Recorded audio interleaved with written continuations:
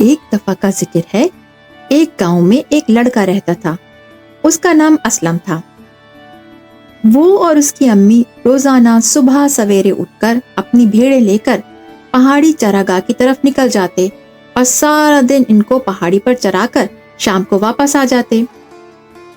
ایک دن اس کی امی نے اس سے کہا، بیٹا اب میں بوڑھی ہو گئی ہوں اور بیمار رہتی ہوں، پہاڑی پر چڑھنا اترنا میرے لیے بڑا مشکل ہوتا ہے، اور تم بھی بڑے ہو گئے ہو، اس لیے کل سے تم اکیلے بھیڑے لے کر چراگاہ جایا کرو۔ اسلم نے سوچا، واہ یہ تو مزے آ گئے، اب میں اپنی مرضی سے جو چاہوں گا کروں گا۔ دوسرے دن اسلم اپنی بھیڑیں لے کر پہاڑی چراگاہ کی طرف چل دیا۔ بھیڑوں کو چڑھنے کے لیے چھوڑ کر وہ ہر کام کرنے کے لیے بھاگا جو اس کی امی اس کو کرنے سے منع کرتی تھی۔ وہ پتھروں پر خوب اچھلا، وہ پہاڑی کی چوٹی سے لڑکتا ہوا نیچے آیا۔ اس نے سب سے اونچی جگہ سے ندی میں چھلانگ لگائی۔ ندی میں تیرتی بطخوں کو پتھر مار مار کے پریشان کیا، اور پھر شام کو وہ گھر واپس آ گیا۔ دوسرے دن صبح اٹھ کر وہ پھر اپنی بھیڑیں لے کر پہاڑی چراگاہ پر چلا گیا اور وہی کیا جو پہلے دن کیا تھا، خوب مزے اور مستی۔ پھر تیسرے دن بھی اس نے پہاڑی چراگاہ میں خوب مستی کی، لیکن چوتھے روز وہ ان ساری چیزوں سے بور ہو گیا اور پھر ایک درخت کے نیچے بیٹھ گیا اور سوچنے لگا کہ اب وہ کیا کرے جس سے اس کو مزہ آئے۔ اور پھر اس کے دماغ میں اچانک ایک خیال آیا اور اس کی آنکھیں چمک اٹھی۔ گاؤں کے ایک سرے پر ایک جنگل تھا جہاں ایک بھیڑیا رہتا تھا۔ وہ کبھی کبھار گاؤں آ کر گاؤں والوں کے مویشی کھا جایا کرتا تھا۔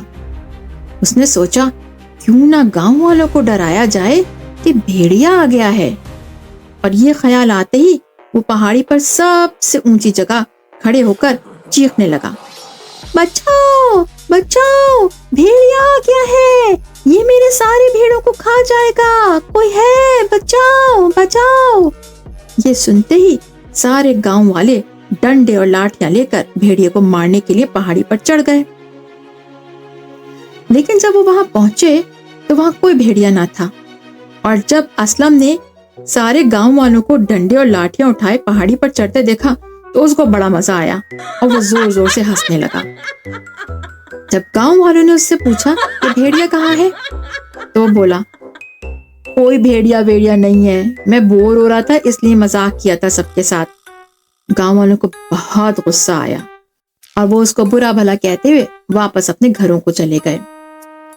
دوسرے دن پھر اسلم نے بچاؤ بچاؤ بھیڑیا آ گیا کا شور مچانا شروع کیا، اور پھر گاؤں والے اسی طرح بھیڑیے کو بھگانے پہاڑی پر چڑھائے۔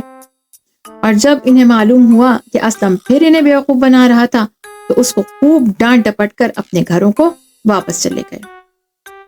اسلم کو اس میں مزہ آنے لگا تھا، اس لیے اس نے تیسرے روز بھی یہی کیا، اور بیچارے گاؤں والے اس کے ہاتھوں پھر بیوقوف بن کر پہاڑی پر چڑھائے اس کو بھیڑیے سے بچانے۔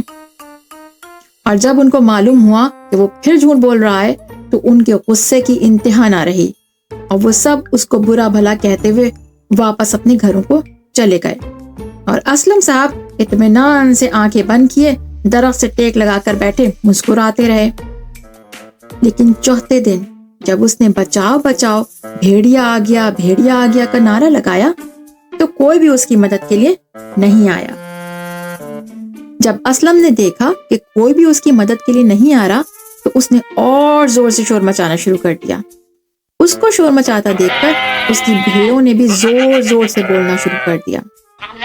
اسلم اور بھیڑوں کا شور و غل سن کر گاؤں والے تو نہیں آئے، لیکن جنگل سے بھیڑیا نکل کر آ گیا، اور جب اس نے ایک ساتھ اتنی ساری بھیڑیں بغیر کسی حفاظت کے دیکھی تو وہ ان پر جھپٹ پڑا۔